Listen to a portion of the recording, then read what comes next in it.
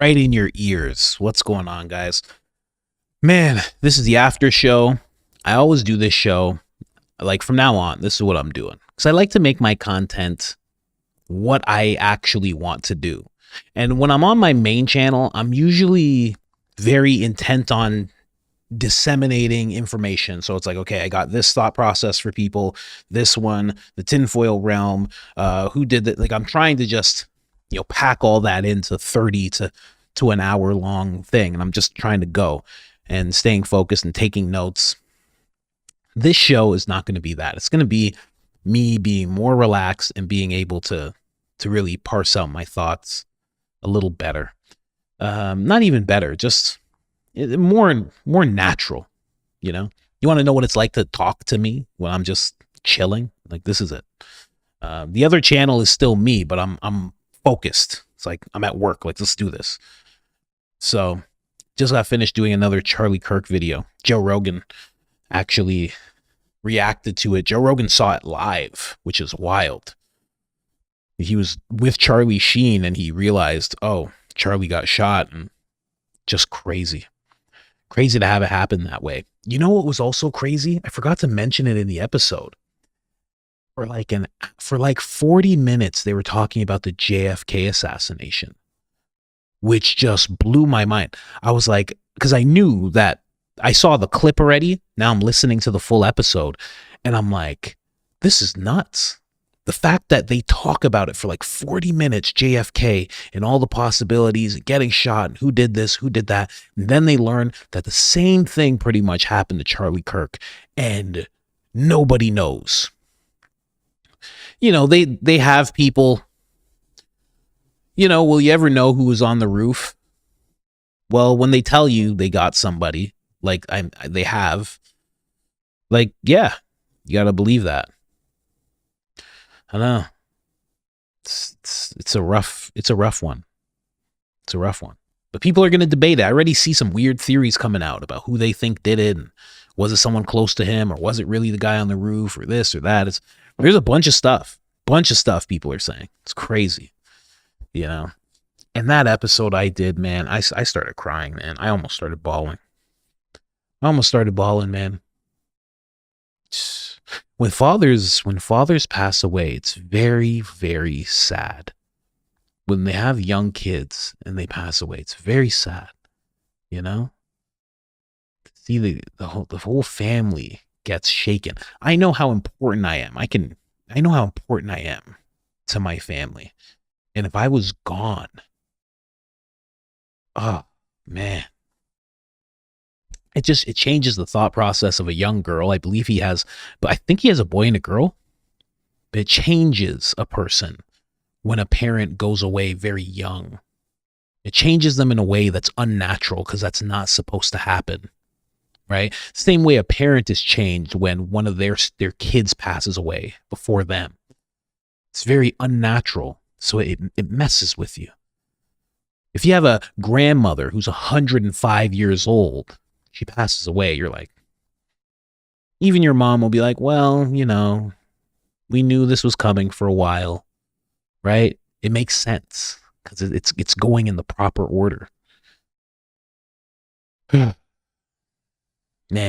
sad thing with Charlie, man. A lot of people going in. I got a Candace video here that I'm going to watch. I want to see what she has to say. She made a video to my friend, Charlie Kirk. Yeah, I can't wait to hear what Nick has to say. I can't wait to hear what a lot of people have to say. Man, Myron's crying, bawling his eyes out, man. As soon as he heard, he had to get up. He instantly started crying. It's crazy. Dean Withers. You probably don't know him. He's a skinny liberal kid, blonde kid. Looks like one of the Hanson brothers. You remember them? Bop, bop, bop. He looks like one of those kids, Looks like Justin Bieber, no talent, right? That kind of guy. He was crying his eyes out over what happened to Charlie. It's like, wow. This guy hit a lot of nerves, man. It's wild when even the people who are your detractors are all of a sudden upset that you're gone. That's a big thing. That's a very big thing. And then you have the scumbags who are like celebrating and stuff. Ugh. Ugh. Whatever. I'm black. I can say it. Some black people are just so. It's like, bro, like, stop letting hip hop erode your brain. Stop letting the streets erode your brain. Stop letting the street that you grew up on, that you don't own anything on, corrupt your brain to the point where you just don't make sense in regular society. Stop doing that. I see it so much. Oh, I saw one guy. The chickens come to roost. The chickens always come to roost. It's like, what are you talking about? What? Oh, well, he had them wild takes, yo. He had them wild takes, man. How you expect it to go? Stop being comfortable being from a place where if you say something wrong, someone shoots you. Come with us in regular society here. You know? Stop being proud of being from a place like that. Stop bringing that disgusting ideology into regular society with the rest of us. Stop it. Stop. Like, it's so crazy. See it over and over again. And believe me, there's a lot of cuck white liberal types doing it too, but I just noticed that. Like, black people almost think it's some black people almost think it's normal. You know. It's weird though, man. It's weird for somebody to be gone like that. That you think it's like go to an older person who's like conservative and like into Rush Limbaugh, and like I'm having them imagine what it would be like if like Rush Limbaugh, right at his prime, or even before he even reaches his prime, gets taken out. They'd be like, what? Because I say Rush Limbaugh, if you don't know who that was, he was pretty much like Charlie Kirk, super conservative, always had great points, great arguments, radio personality, podcaster as the times changed, but he was around for so long. That's why I bring it up. He was around from like, I think the 80s, maybe even late 70s, all the way up until the 2010s.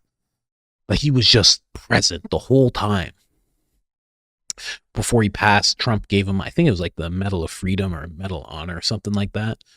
Gave him something, some award for his long time contribution to radio, and to politics in general. Man, he was like Tucker before Tucker. He was Charlie before Charlie. Like, you say that to an older person, like this guy going away is like Rush Limbaugh going away before he even, made it big. They'd be like, oh, I get it. It's nuts, man. It's nuts. But you know what it shows me? And I've learned this before, because I had one of my best friends passed away back in 2018, 2017. And a month before that happened, my dad passed away. And then after that, my friend's sister passed away. She was like 28. My dad was old, whatever, Trump age. But my friend, he was like younger than I am now. He was like 34, 30, something like that. And my friend's sister, she was 28. You just never know. You never know, man. You got to go for it. Whatever. I've said this before on my main channel. I've made so many videos about it, but everybody has a thing that, like Alan Watts said, if money was no object, right? If money was no object, everybody has a thing that they would do and they would pursue, and it would make them feel good, and they would do it every day with passion. You gotta go and do that thing, man. You gotta go and do it. You have to. Because you just never know. You feel like you'll do it in some time. Maybe you feel like you have no time right now. You just never know what could happen to you, man. You just don't know. So you have to do the thing. Read the book, take the vacation with the family, learn the skill, open the company, start the YouTube channel. Do it. Just do it, man. Don't wait. Don't wait. I had this one guy in the comment section on my main channel, and I am Coach Colin. Go check it out. And he's like, "Oh man, you're an inspiration, and I want to start making videos. Want to make, well, maybe one day I'll be interviewing you on my channel." And Just go do it. Let's go do it, man. I hear so many people want to like start things, podcasts, YouTube channels and stuff, and they never do. You should. You should. You should, man. You just never know what can come of the things that you want to do. Like, there's a whole other, there's this weird thing that unlocks when you follow your passion. It's not just that you'll feel good doing the thing. It's like your whole life opens up in a weird way. Like your heart, the power of your heart and your mind and your actions actually aligning with what you want to do deep inside yourself. When you, all of that together, it twists the world into your submission in a weird way, a really weird way, where you start, you're aligning with God, your soul, your spirit, everything is just aligned and you're doing what you're supposed to be doing. That's why having faith, having a religious faith helps in so many ways, at least, in the Christian perspective, because teaching yourself to have faith in God also teaches you to have faith in yourself. And when you have faith in yourself, you'll pursue the things that your heart is longing for because you just know you should. Why wouldn't you? Like, what is it? Matthew 6? Matthew 6, it's like I think it's like 24 to 34, verse 24 to 34, Matthew 6. And it's just talking about, basically it's like, well, God takes care of the grass and the squirrels and quail and all these other things. It's like, why wouldn't he take care of you? And it's like, once you get that into your mind, you're like, yeah, like, what do you mean? I'm grass. I'm just as important as grass.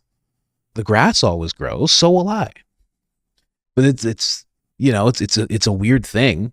But even if you don't like religion, just take that. Like, why, say the universe if you want, right? I mean, you're going to hell if you do. I mean, if that's your belief, but you can say it.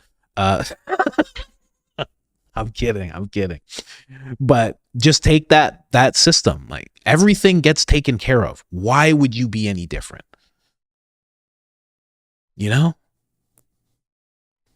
Squirrels don't have these worries. And yeah, they don't work in a economy of money, an exchange like that. But still, it's like, you got to look at it. It's like, you don't have to worry as much as you think. Now, I'm saying that when you do the thing that's in your heart to do, that you would do if money were no object, if you could just do what you wanted to do, you have the faith. If you have faith enough to do it, you'll be taken care of. Even before I was Christian, I always had this saying where I said, your passion will provide. I always said that, and I really believed it. Because your passion will provide. Because you're passionate about it. So you're going to give it your all. If you give it your all, it's going to work into something. If you really give it your all, and giving it your all means that you have a thing that you want, and you're going to learn the skills, and you're going to take the time, and you're going to make the sacrifices. You're not going to go see the friends. You're not going to do this, and you're just going to lock in, and you're going to do it every day. You're not going to be lazy about it. You'll learn the skills. The skills, it'll all come. It'll all just come to you. It's such a hard thing to explain, but it happens. Happened for me. All this. Like, I'm using a camera. I got a light going. I didn't know how to do any of that before. It's just day after day, day after day. Weird synchrony. You know how I learned how to use a light? It's because I took the plunge of doing a podcast, and I was trying to interview creative people. And I got this guy who was also a videographer. I was a videographer, but I was more of an editor. So I could do little shoots here and there. This guy was like shooting music videos and all sorts of stuff. He drives 2 hours to see me to do my podcast, which at the time was getting 9 views an episode. It doesn't even make sense why he made the trip. And then while we're in the interview, I'm talking to him and he's like, yeah, he's like, you got lights in the corner. He's like, why don't you set those up? I'm like, oh, I don't know how to do this. I don't know how to do that. I'm like, I don't really know how to like set up a light for 2 people on camera or whatever. And he's like, you want to do that? And I'm like, okay. He's like, yeah, because this light's horrible. Because I was just using I was in a spare room and I was just using the light. He's like, yeah, because this light's terrible. He's like, you don't use this. He's like, turn this off. He's like, we're going to turn these lights on. He's like, okay, you can bounce light off of walls. He goes, you got a shiny black head. Okay, so we're going to do this. He goes, it was a brown guy. He's like, I'm a little lighter than you are. He's like, but we're still going to do this. My head doesn't shine because I have hair. I'm like, okay, you're insulting me, but okay, fine. And by the end of the interview, I knew how to do lights for an interview. Not an expert, but I know how to light myself. It's good enough. Like right now, I'm in a completely dark room. You can't tell. I didn't edit this. I don't color grade. I just know how to do lighting. But you see what I mean? It's like I took the step and then the skill was presented to me almost. Like a guy just came. He drove 2 hours. It didn't make any sense why he would do that. You know?